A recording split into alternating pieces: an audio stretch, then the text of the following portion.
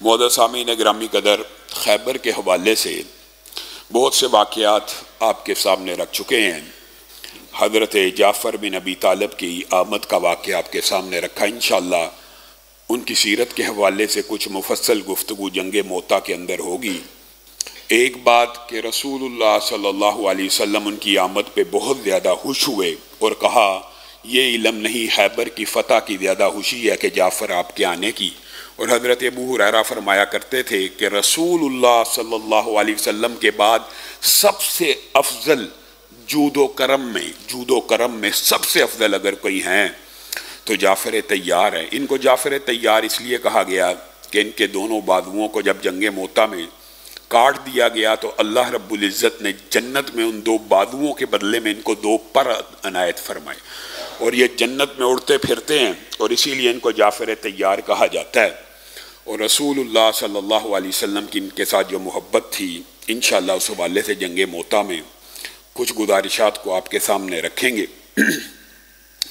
खैबर के अंदर जो मारूफ जुज़वी वाक़यात, जो मेन वाक़यात हम रख चुके हैं, बाद जुज़वी और मारूफ वाक़यात जो पेश आए वो आपके सामने रखते हैं कि जब जंग ख़त्म हुई, इस हवाले से मुअर्रिख़ीन का इख्तलाफ है कि मुसलमानों के अमवात कितनी थी।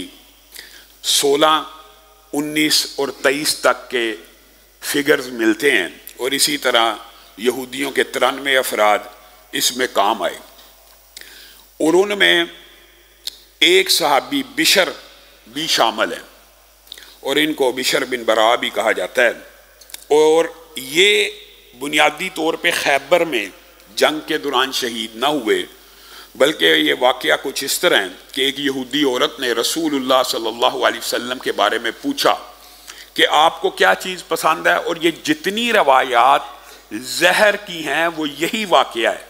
मुख्तलिफ़ रवायात मुख्तलिफ़ किताबों में हदीस की जो मौजूद हैं वो यही वाक़या है कि ज़ैनब बिन्त हारिस ने रसूलुल्लाह सल्लल्लाहु अलैहि वसल्लम के बारे में तफ्तीश की, तहकीक की कि आपको सबसे ज़्यादा पसंद गोश्त में क्या चीज़ है, तो उसको पता चला कि वो बकरे की दस्ती को रसूलुल्लाह सल्लल्लाहु अलैहि वसल्लम बड़ा पसंद करते और मरगूब ग़ज़ा है।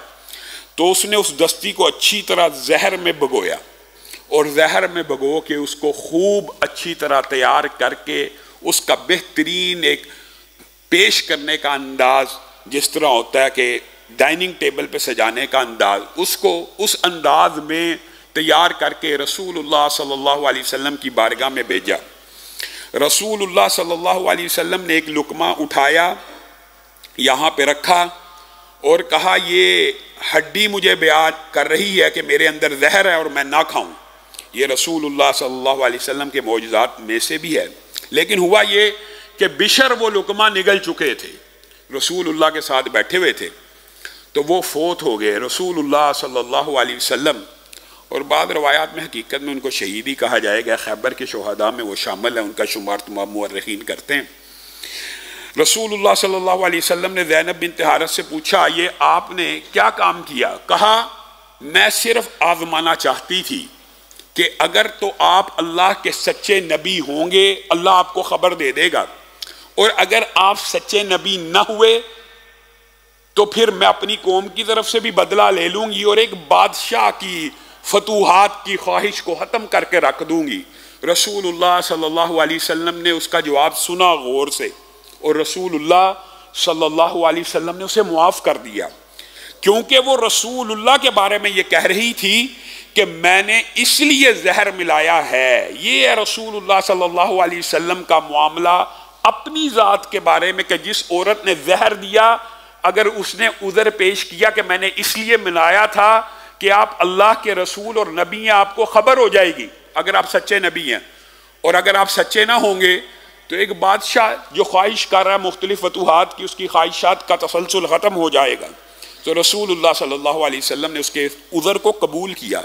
लेकिन हुआ क्या कि बिशर वो लुकमा निगल चुके थे और कुछ देर बाद वो जब शहीद हो गए तो अब कोई गुंजाइश बाकी न थी कि उस औरत को किसासन कत्ल किया जाता। गोया रसूलुल्लाह, ये जो तत्बीक आपको मुख्तलिफ अहादीस में मिलेंगी, आज के बाद आपके जहन में ये बात क्लियर हो जाएगी कि ये जो आता है कि रसूलुल्लाह ने माफ़ कर दिया और फिर दूसरी रवायात में आता है उस औरत को कत्ल कर दिया गया। तो हकीकत में यह रसूलुल्लाह के किसास पे कत्ल नहीं किया गया, यह बिशर बिन बरा के किसास में कत्ल किया और रसूलुल्लाह ने अपना जहर देना उसको मुआफ कर दिया था। अगर बिशर शहीद ना होते तो रसूलुल्लाह सल्लल्लाहु अलैहि वसल्लम उसको किसासन कभी भी कत्ल ना करते।